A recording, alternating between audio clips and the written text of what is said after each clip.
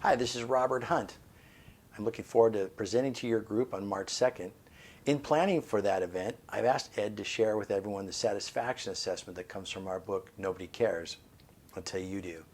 The purpose of that at this time is for you to start your year off by really understanding what are you satisfied and what are you not satisfied with. Satisfaction creates energy. We all need more energy to keep up with all the things we have to do. But if we're not satisfied in something, it's a beatdown, it's exhausting, it's frustrating. And why not chase having the life you really want instead of just being in the one you have? Satisfaction will help you identify where you want to make changes. There's an awful lot we can work on, and we can't do everything. But by stepping back for a moment and taking time to fill out those wheels, you'll declare to yourself, this is where I'm not satisfied, personally and professionally. And in doing that, you can help yourself focus on what is it you want to do next. That'll help you prioritize the things you're going to do this year and to allocate limited resources towards chasing that goal. So when you look at that assessment, there's the two sections. There's the professional and the personal side. And as you fill it out, 0 is completely unsatisfied, and on the outside of the wheel is 10, is 100% perfectly satisfied, which most of us will never have in any area of our life because we're always wanting to get better, right?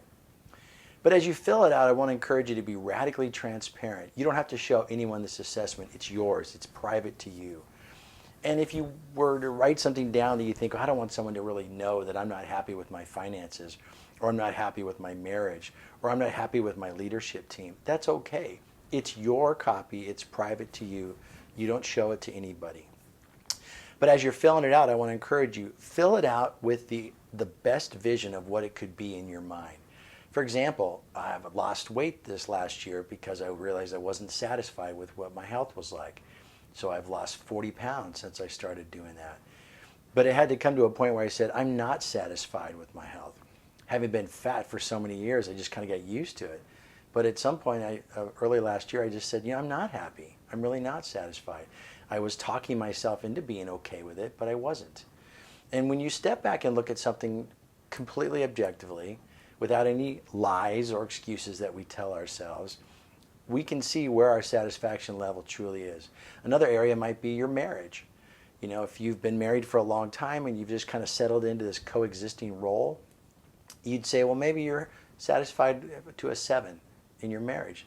But if you could step back and think, what was it like the night you got married? What were your dreams and thoughts of what your marriage would be like? And if you compare it to that, then score your satisfaction level. Don't score it based on where you've become complacent or given up or compromised. Score on what you really want. Because it's never too late to change. You're not a victim.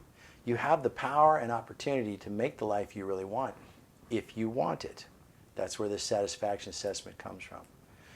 Same thing with your work. If you're not happy with your team, declare that. They don't have to know your frustration with them, but it is an area that you can then focus on and make an effort this year through working with your teams and through talking in your groups about the things you want to work on.